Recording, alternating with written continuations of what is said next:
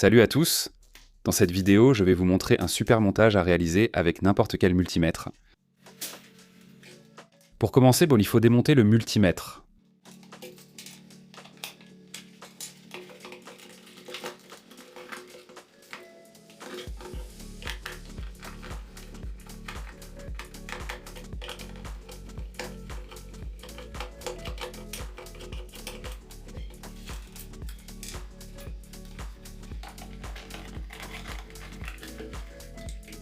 La suite arrive.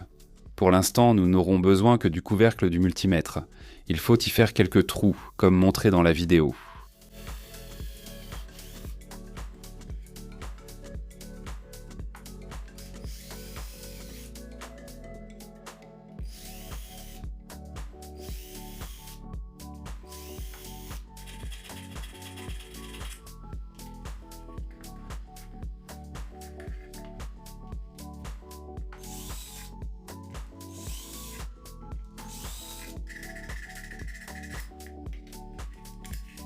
Maintenant, dans le trou du dessus, on insère un potentiomètre de 100 kΩ.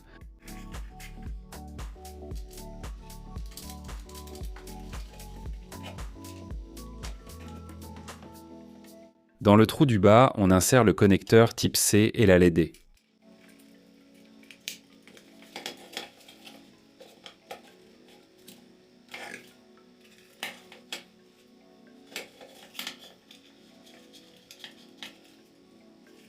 Dans le trou du milieu, il faut insérer un interrupteur à glissière.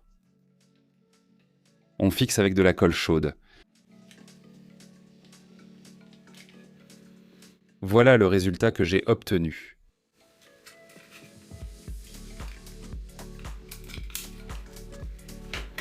Ensuite, prenez une batterie de téléphone portable à coller à l'intérieur avec du ruban adhésif double face. Et la dernière pièce nécessaire pour ce montage, c'est un module élévateur de tension. Il faut dessouder le potentiomètre de celle-ci et souder les fils qui proviennent du potentiomètre dans le boîtier. Prenez la deuxième partie du multimètre et connectez tout selon le schéma affiché à l'écran. Voilà ce que j'ai obtenu. Maintenant, on remonte le multimètre.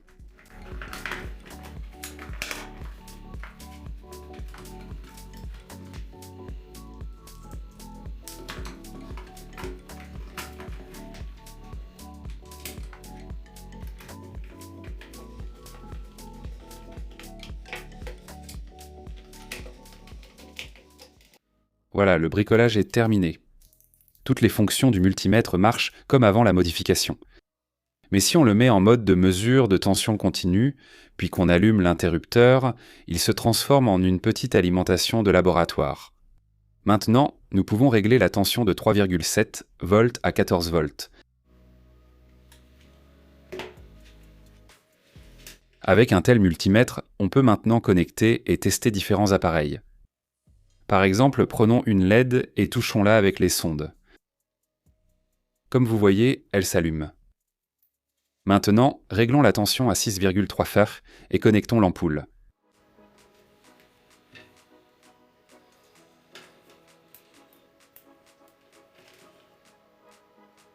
L'ampoule s'allume également.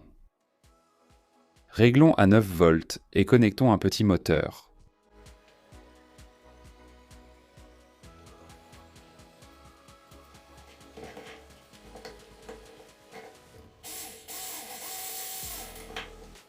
Comme vous pouvez le voir, ce montage maison est réussi. Je pense que c'est très pratique d'avoir un petit bloc d'alimentation réglable dans un multimètre.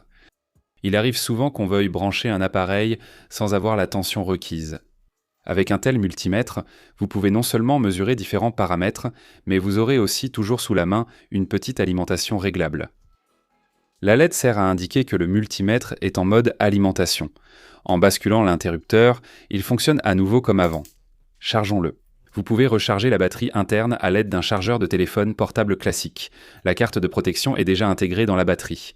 Si vous avez aimé la vidéo, mettez un like. À bientôt à tous.